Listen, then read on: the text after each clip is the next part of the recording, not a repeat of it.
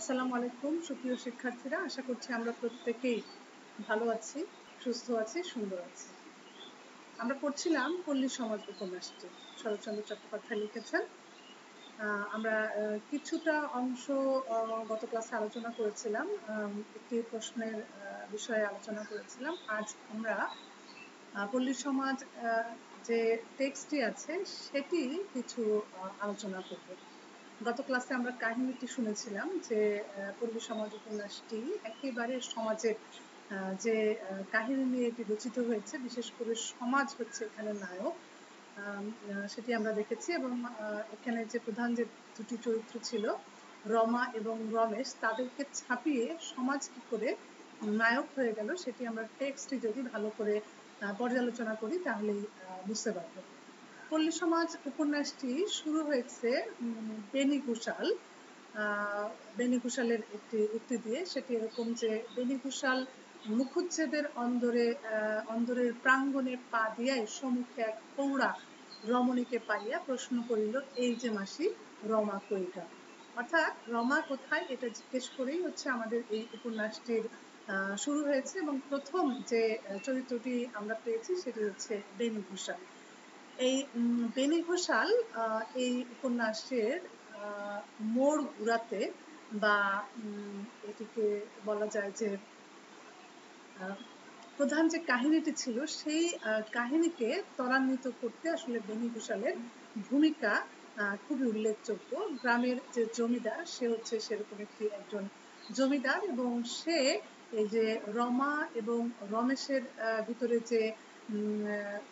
যে প্রণয়টি দানা আসলে শেষ পর্যন্ত বেঁধে সমাজে প্রতিষ্ঠা লাভ করতে পারেনি, তার পেছনে নেও কিন্তু এই যে বেনি ঘোষালের মতো যারা সমাজপতি আছে তাদের হাত এখানে ছিল।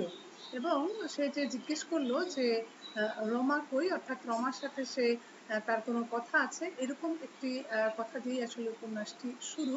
এবং এখানে যে মাসিকে সম্বোধন করা হয়েছে, সেই মাসিটি হচ্ছে আমাদের রমার এখানে থাকে, এবং রমার মায়ের মৃত্যুর পরে সেই মাসি যে এখানে এসেছে, তারপরে সে আর ফিরে যায়নি। তো এখানে বেনি যে কথাটি বলল সেটি হচ্ছে যে তারিণী খুড়োর শ্রাদ্ধের কথাটা আসলে সে বলতে এসেছে। তারিণী খুড়ো হচ্ছে আমাদের বেনি ঘোষালের চাচা, যাকে আমরা বলি খুড়ো। এবং এই তারিণীর ছেলে হচ্ছে রমেশ গ্রামে এসেছে, এবং সে তার পিতার মৃত্যু সংবাদ শুনেই আসলে এসছে। এবং সে তার পিতার শ্রাদ্ধ অনুষ্ঠান করতে চায়। তো এই কথাটি হচ্ছে বেনি এখানে রমাকে দিচ্ছে।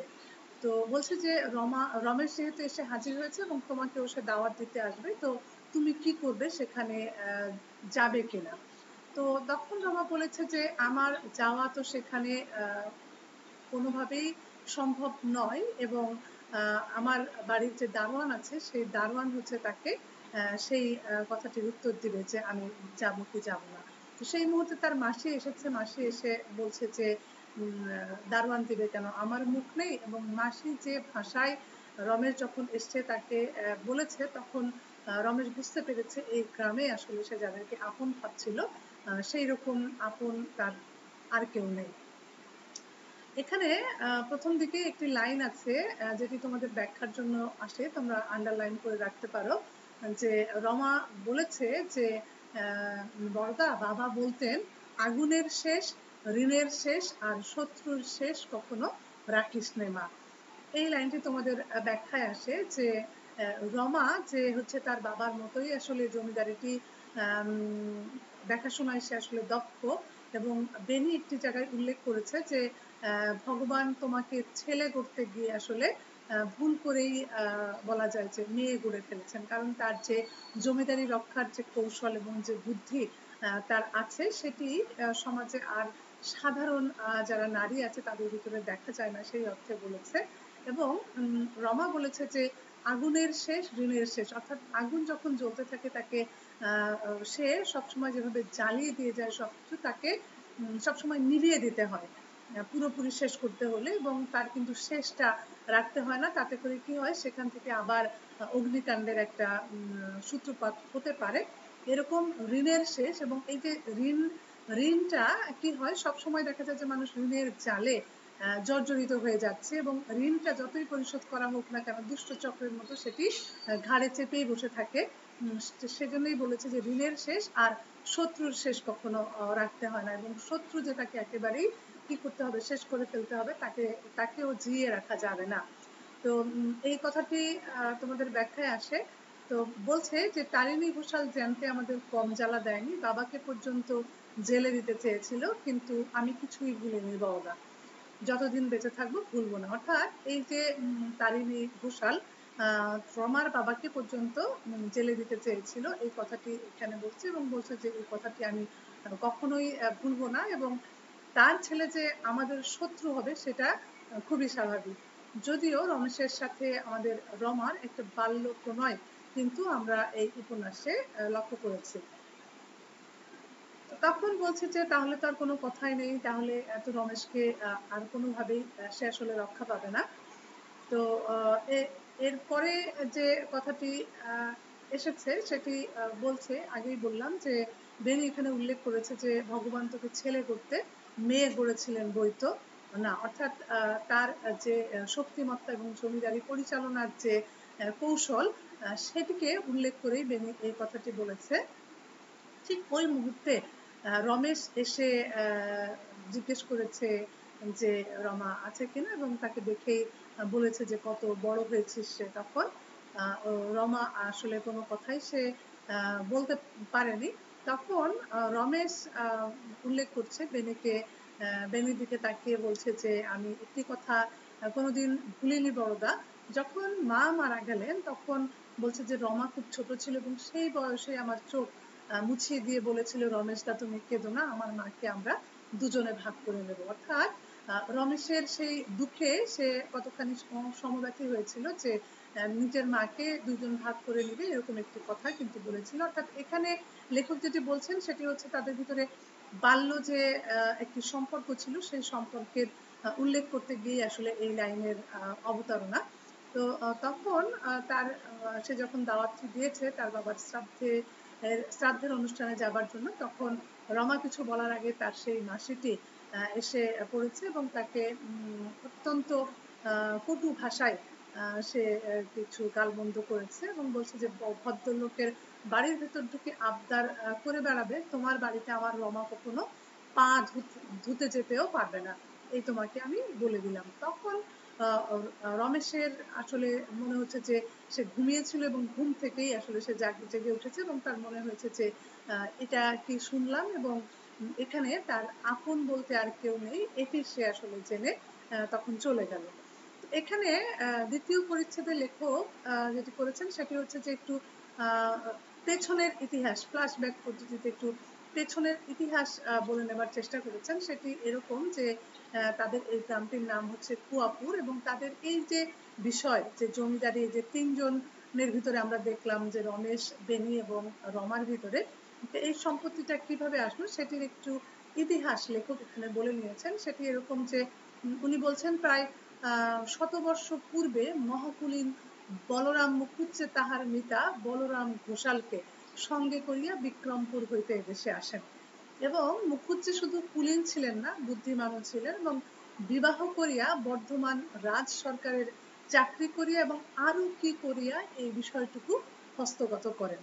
ঘোষালও এই দিকে বিবাহ করেন। অর্থাৎ দুই বন্ধু, একজন হচ্ছে বলরাম মুখুজ্জে এবং অন্যজন হচ্ছে বলরাম ঘোষাল।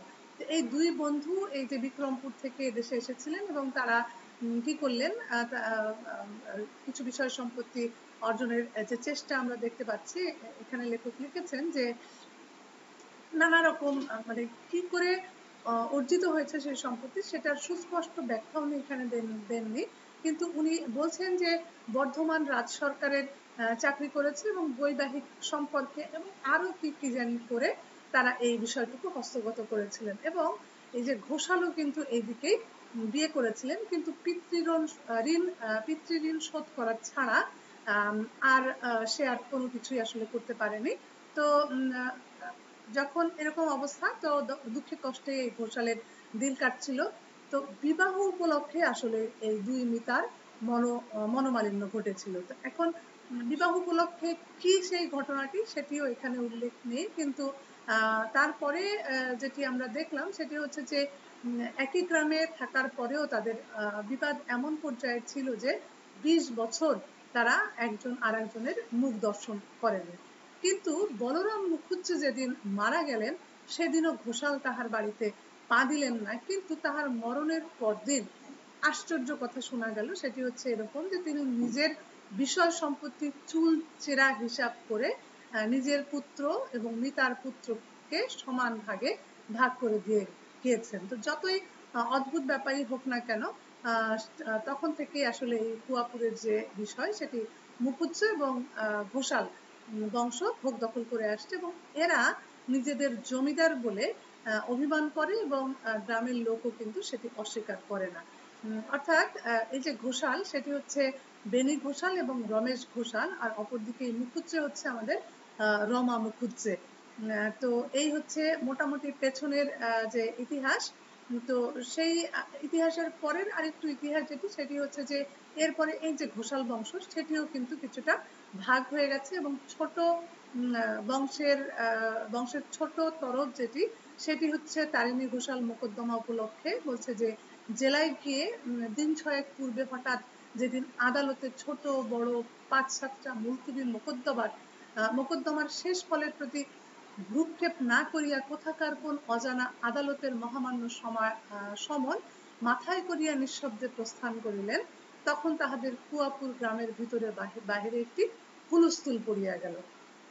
তো এইখানে হুলস্থুল পড়ে গেল এই কারণে যে আমাদের তারিণী ঘোষাল মৃত্যুবরণ করেছে, এবং বড় তরফের কর্তা যে বেনি ঘোষাল সে কিন্তু বুড়োর মৃত্যুতে আরামের নিঃশ্বাস ফেলেছে, এবং আরো গোপনে সে দল পাকানো শুরু করলো যে কি করে তারিণী ঘোষালের যে শ্রাদ্ধের দিনটা সেটি কি করে পণ্ড করে দেওয়া যাবে, সেটি আসলে সে ষড়যন্ত্র করছে। আর পুত্র রমেশ কিন্তু এই সেই ছোটবেলা থেকে সে মামার বাড়িতে ছিল, এবং তারিণী যে দাসী এবং তার যে মামলা মোকদ্দমা বিষয় সম্পত্তি রক্ষা এগুলো নিয়ে কিন্তু তার দিন কাটছিল। তো যেহেতু কলেজ রমেশ হচ্ছে রুড়কি কলেজে সে পিতার এই দুঃসংবাদটি পেয়েছে, এবং তারপরে সে শ্রাদ্ধ কাজ সম্পন্ন করার জন্য এসছে, এবং আসার পরে তো যাই হোক সে শ্রাদ্ধ সম্পন্ন করার চেষ্টা করছে, কিন্তু সেই উপলক্ষে কিন্তু সে সবার বাড়ি বাড়ি গিয়ে যে দাওয়াত দেওয়ার চেষ্টা করছে, এবং বেনি ঘোষাল যথারীতি কি করছে সেই তার তারিণী ঘোষালের যে দাওয়াতের বিষয়টি সেটি যাতে পণ্ড করা যায় সেই চেষ্টাটি সে করছে। সেখানে আমরা এই যেদিন তার শ্রাদ্ধ তার 3 দিন আগে থেকেই লোক সমাগম হওয়া শুরু করেছে, এবং সেখানে তাদের ভিতরে যে দ্বন্দ্ব, গ্রামীণ যে দ্বন্দ্ব সংখ্যা সেগুলো কিন্তু আমরা দেখেছি। সেখানে ধর্মদাস, গোবিন্দ গাঙ্গুলি যারা এসছে তারা প্রত্যেকেই কিন্তু যার যার পোটলা গোছানোর ব্যাপারেই তারা কিন্তু আমরা এখানে সচেষ্ট দেখেছি, এবং তারা নিজেদের যে সুবিধা বা নিজেরা যে ভাড়ার ঘরের যে চাবি নিজেদের গিন্নিদেরকে দেওয়ার চেষ্টা করছে, এবং রমেশ যেহেতু এই গ্রামের আসলে লোক নয়, সে একেবারেই সেই বাইরে মানুষ হয়েছে, এবং হঠাৎ করে এসে তাদের এই চরিত্র কিন্তু সে আর বুঝতে পারছে না। তো যতই যাই এখানে বলুক না কেন ধর্মদাস এবং গোবিন্দ গাঙ্গুলি এরা প্রত্যেকেই যে মুহূর্তে ঝগড়াঝাটি করছে ওই মুহূর্তেই আবার দেখা যাচ্ছে যে 16খানা লুচি এবং 4খানা সন্দেশের লোভে তারা আবার সেখানে তাদের ঝগড়াটা সাথে সাথে মিটমাট করে ফেলছে, এবং এও উল্লেখ করছে যে গ্রামে যে কোনো অনুষ্ঠানে এই ধরনের ঘটনা আসলে ঘটেই থাকে। তবে তারা একটি বিষয়ে কিন্তু একমত হয়েছে, সেটি হচ্ছে যে বলছে যে বাবাজির এ কাজটা ভালো হচ্ছে না। কোন কাজটি? সেটি হচ্ছে যে এই যে ছোট লোকদের কাপড় দেওয়ার ব্যবস্থা করেছে এবং তাদেরকে খাওয়ানোর যে ব্যবস্থা করেছে, সেটি বলছে যে ছোট লোকদের কাপড় দেওয়া আর ভস্মে ঘি ঢালা এক কথা, তার চেয়ে বামুনদের এক জোড়া আর ছেলেদের একখানা করে দিলেই নাম হতো। আমি বলি বাবাজি সেই যুক্তি করুন, কি বলো ধর্মদাস দা?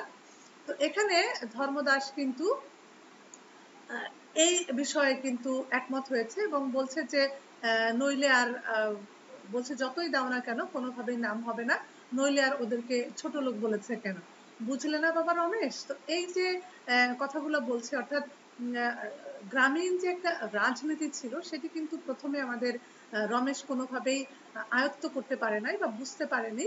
তাদের এই যে চরিত্র, যে দখলটা নেওয়ার জন্য, এবং তারা যে ব্রাহ্মণ, এবং তাদের আচার আচরণে কিন্তু সেই ব্রাহ্মণত্ব প্রকাশ পায় না, বরঞ্চ রমেশ প্রতি মুহূর্তে উপলব্ধি করেছে যে এরা বামুনের বড়াই করছে ঠিকই, কিন্তু তাদের আচার আচরণ কিন্তু সেই যে ছোট লোক যাদেরকে বলছে তাদের চাইতেও অনেক নিকৃষ্ট।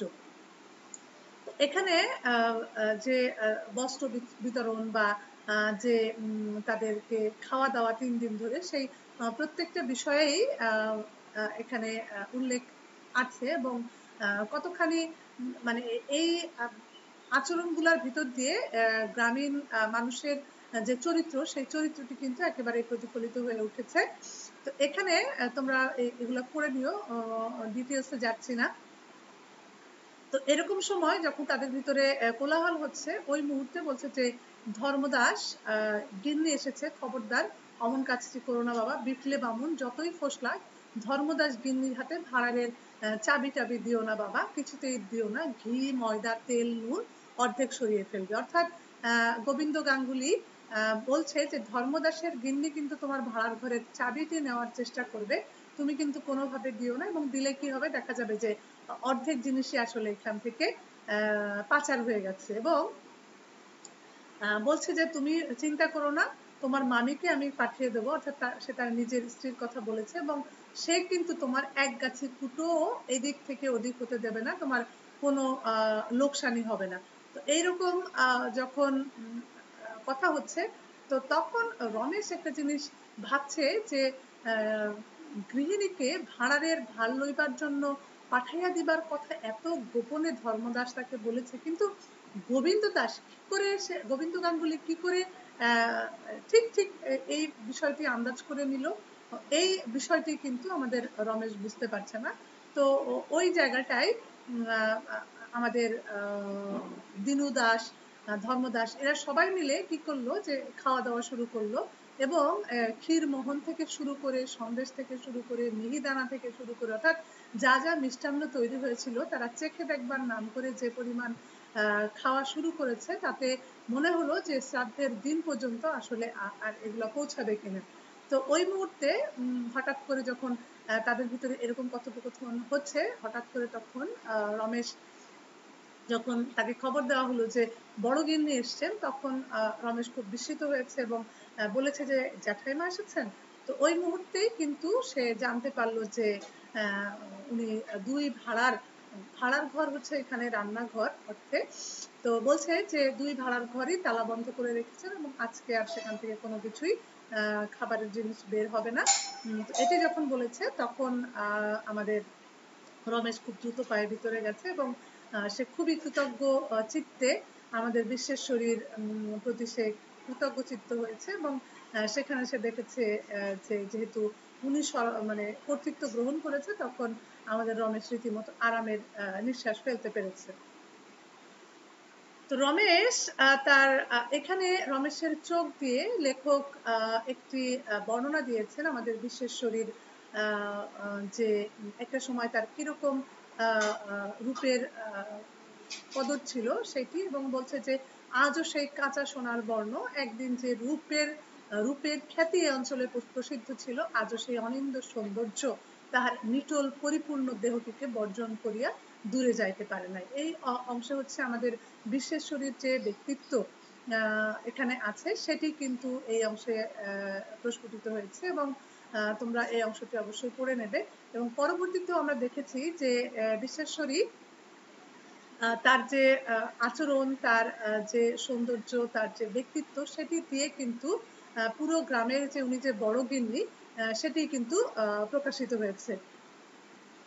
তো তখন যাই হোক, উনি যখন তার কর্তৃত্ব নিয়েছেন, এবং পরবর্তীতে আমরা দেখেছি যে এর পরেও কিন্তু আমাদের দিনু দাস, ধর্মদাস, গোবিন্দ গাঙ্গুলি, তাদের সাথে যখন কথা হচ্ছে, তারা কিন্তু বলছে যে এই কাজগুলো হচ্ছে আমাদের নিজেদের কাজ। তুমি যদি আমাদের নাও ডাকতে তাও আমরা হচ্ছে এখানে আসতাম, এবং সেই জন্যই কিন্তু আমরা এই যে ধর্মদাস এবং আমি গোবিন্দ গাঙ্গুলি বলছি যে তোমার ডাকবার কিন্তু আমরা অপেক্ষা করিনি, আমরা এখানে চলে এসেছি। তখন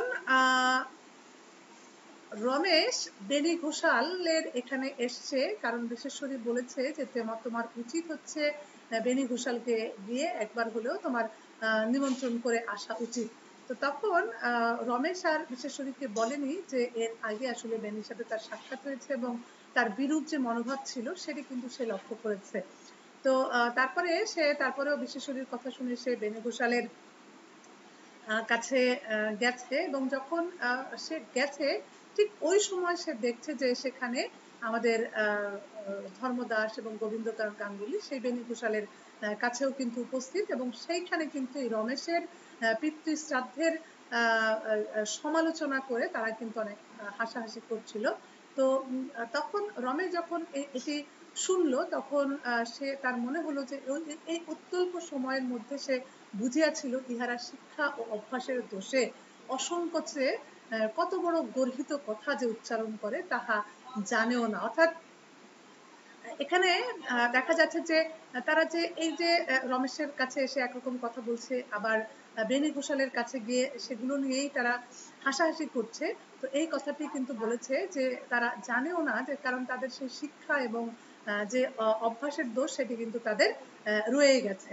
তো এখানে আমরা দেখছি যে গোবিন্দ গাঙ্গুলির হাঁটাহাঁটিটাই সবচেয়ে বেশি, এবং সেখানে বলছিল যে এরকম যে বাপের শ্রাদ্ধ করবে, তা তো কখনো শুনিনি। আমি তোমাকে নিশ্চয়ই বলছি বেনি মাধব, এ ছোড়া নন্দিতের গদি থেকে অন্তত 3,000 টাকা দেনা করেছে। অর্থাৎ গোবিন্দ গাঙ্গুলি এই যে সমালোচনা করছে, এই সমালোচনার উত্তরে কিন্তু তার মনে হয়েছিল যে তাদের শিক্ষা নাই এবং তাদের যে রুচি সেটির বিষয়ে কিন্তু এখানে লেখক কথা বলেছেন। তো এখানে এরপরে আমরা দেখেছি যে যতই বলছে যে বেনি বাবু তুমি বড় ভাই, তুমি সব, তুমি আলাদা হয়ে থাকলে চলবে না। তাছাড়া বড় গিন্নি ঠাকুরন যখন স্বয়ং গিয়ে উপস্থিত হয়েছেন, অর্থাৎ বেনিকে তখন আমাদের গোবিন্দ গাঙ্গুলি সংবাদটি পৌঁছে দিয়েছে যে তোমার মা অলরেডি রমেশের ওখানে গিয়েছিল এবং সেখানে কিন্তু সে রীতিমতো ভাড়ার ঘরের দায়িত্ব নিয়ে নিয়েছিল। এই কথাটি বলে মায়ের প্রতি আমাদের বেনি ঘোষালের যে মনোভাব সেটিকে আরো একটি জাগিয়ে তোলার চেষ্টা করেছে আমাদের গোবিন্দ গাঙ্গুলি। তো তখন একটা সময় আমাদের বিশেশ্বরীর সাথে রমেশের কথা হচ্ছে। তো তখন বলছে যে সমাজ যাকে শাস্তি দিয়ে আলাদা করে রেখেছে তাকে জবরদস্তি ডেকে আনা যায় না। সমাজ যাই হোক তাকে মান্য করতেই হবে, নইলে তার ভালো করবার মন্দ করবার কোনো শক্তি থাকে না। এরকম হলোতে কোনো মতেই চলতে পারে না রমেশ। অর্থাৎ সমাজ যাকে আলাদা মানে শাস্তি দিয়ে আলাদা করে রাখে তাকে কিন্তু জবরদস্তি ডেকে আনলে কি হবে, তার জন্য যেটি অমঙ্গল, এবং যারা এই যে জমিদার শ্রেণী যারা শোষণ করছে তাদের জন্য সেটি শুভ হবে না। সেটি আসলে বিশেশ্বরী এখানে উল্লেখ করেছেন। শুভ হবে না এই অর্থে যে তারা কি করবে, সেই নির্যাতিত যে পরিবারটি আছে সেই পরিবারের প্রতি আরো বেশি কি হবে, রুষ্ট হবে এবং তাকে আরো অত্যাচার করার চেষ্টা করবে। সেটি বলছে যে রমেশ যেহেতু যত গ্রাম আছে, গ্রামের লোক আছে, সবাইকে আসলে সে নিমন্ত্রণ করতে চাচ্ছে, কিন্তু বিশেশ্বরী তখন বলেছে যে সমাজ যাকে আলাদা করে দিয়েছে, একঘরে করে দিয়েছে, তাকে ডাকার প্রয়োজন নেই। তো তখন কিন্তু রমেশ কথাটি শোনে নাই। রমেশ সে গ্রামের যে অন্যান্য লোক ছিল এবং একঘরে যারা ছিল তাদেরকেও ডেকেছে, এবং যার কারণে দেখা গেল যে শ্রাদ্ধের যে দিনটি এসেছে সেই দিনে একটা কোলাহল রীতিমতো শুরু হয়ে গেছে। এই কারণে যে ওখানে ক্ষান্ত মাসি বলে এবং তার মেয়ে এখানে এসছে, এবং গোবিন্দ গাঙ্গুলি এবং তাদের যে গোপন একেবারে পারিবারিক যে সংবাদটি ছিল সেটিও কিন্তু এখানে কলহের আকারে কিন্তু প্রকাশিত হয়ে গিয়েছিল। তো তখন যখন রমেশ কোনোভাবেই এই বিষয়টি নিয়ন্ত্রণ করতে পারছে না, ঠিক ওই মুহূর্তে কিন্তু বিশ্বেশ্বরী সেখানে গিয়ে উপস্থিত হয়েছে, এবং এই যে এত লোক সবাই সেদিন প্রথম আসলে দেখলো যে বিশ্বেশ্বরীর সেই যে ব্যক্তিত্ব সেটি নিয়ে তিনি যখন বললেন যে কথা বললেন যে যার পোষাবে না সে অন্য জায়গায় গিয়ে বসুক এবং কলহ যাতে না হয় সেই কথাটি যখন বলেছে এবং সমস্ত লোকই কিন্তু তখন কি হলো তার সেই কথাটি মেনে নিল এবং উনি বলেছিলেন যে যার অসুবিধা হবে তিনি আর কোথাও গিয়ে বসুন। তো এই যে এরকম যে হুকুমটা শরৎচন্দ্র একটি জায়গায় লিখেছিলেন যে হুকুম যখন হুকুমের মতো করে আসে তখন কিন্তু সেটি অবশ্য পালনীয় হয়ে দেখা দেয়, অর্থাৎ হুকুমের জোরটা কিন্তু সেই হুকুমের মতোই হতে হয় এবং সেই জোরের সাথে সেই আদেশটি যখন আসবে তখন কিন্তু সেটি অবশ্যই পালনীয় হয়ে যায়।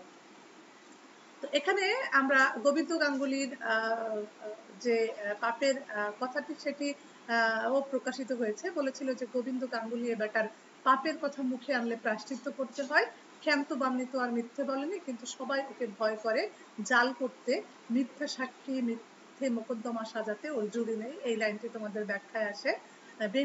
বেনিবাবু হাত ধরা কাজেই কেউ একটি কথা কইতে সাহস করে না বরঞ্চ ওই পাঁচজনের জাত নেড়ে বেড়ায়, অর্থাৎ গোবিন্দ গাঙ্গুলির বিপক্ষে কথা বলে কেউ সুবিধা করতে পারে না এই কারণে যে সে হচ্ছে বেনিবাবুর হাত হাত ধরার লোক, অর্থাৎ উপন্যাসের শেষের দিকে আমরা একটি কথা ইনফরমেশন এরকম পাই যে গোবিন্দ গাঙ্গুলির যে ভাবি তার সাথে আমাদের এই বেনিবাবুর একটি প্রণয়ের সম্পর্ক কিন্তু আছে, এরকম কথা কিন্তু গ্রামের সবাই জানে কিন্তু কোনো কিছু বলতে সাহস করে না এই কারণে যেহেতু বেনিবাবু হচ্ছে সমাজের হর্তাকর্তা বা সমাজের মাথা।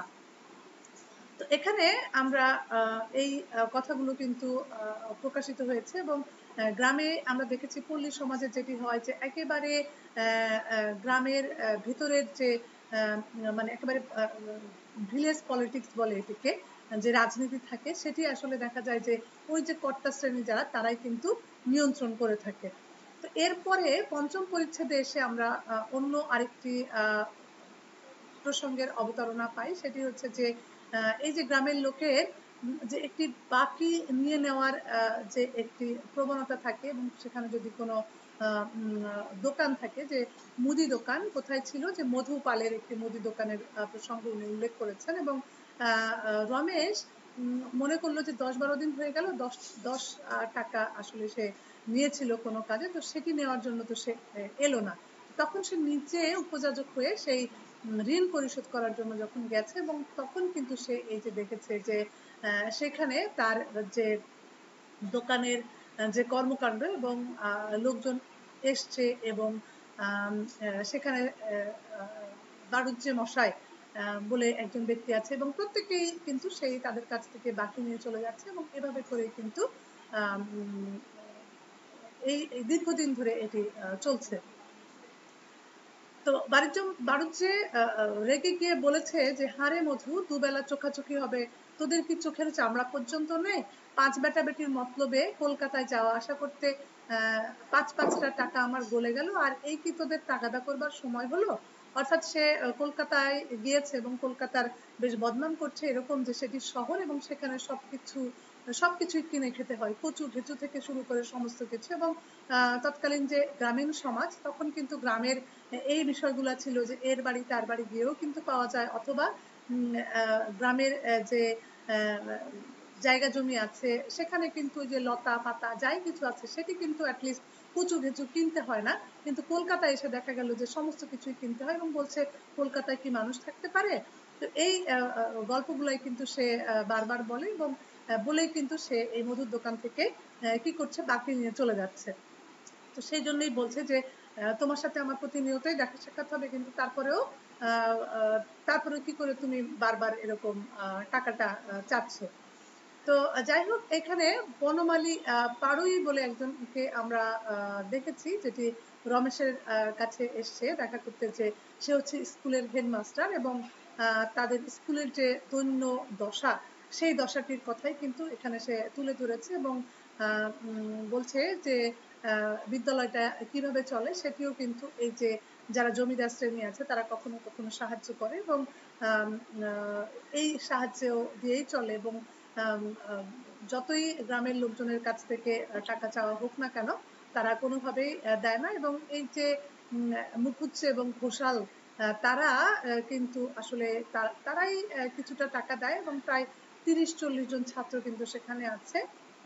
এবং আগে 2-3 মাইল ক্রোশ, অর্থাৎ 2-3 ক্রোশ, তো বলছে যে তার ভিতরে থেকেও কিন্তু অনেক ছেলে মেয়ে আসে, কিন্তু তারপরেও যে গভর্নমেন্ট খুব যৎকিঞ্চিত সাহায্য করে, কিন্তু সেটি দিয়ে আসলে হয় না।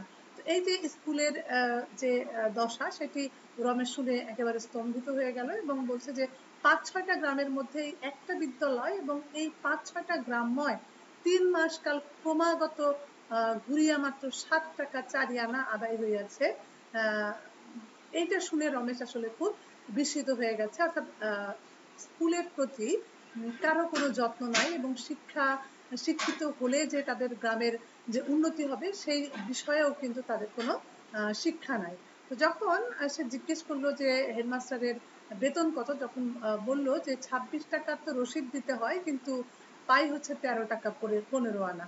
তো তখন সে আসলে বুঝতে পারে নাই যে রসিদ লিখে দেয় ঠিকই, কিন্তু তারপরেও তার এরকম অবস্থা কেন। তখন বলছে যে এটি না লিখলে ইন্সপেক্টর বাবুকে যদি এটা না দেখানো যায়, তাহলে সে সরকারি সাহায্য বন্ধ হয়ে যাবে, এরকম কথাটি আসলে বলেছে।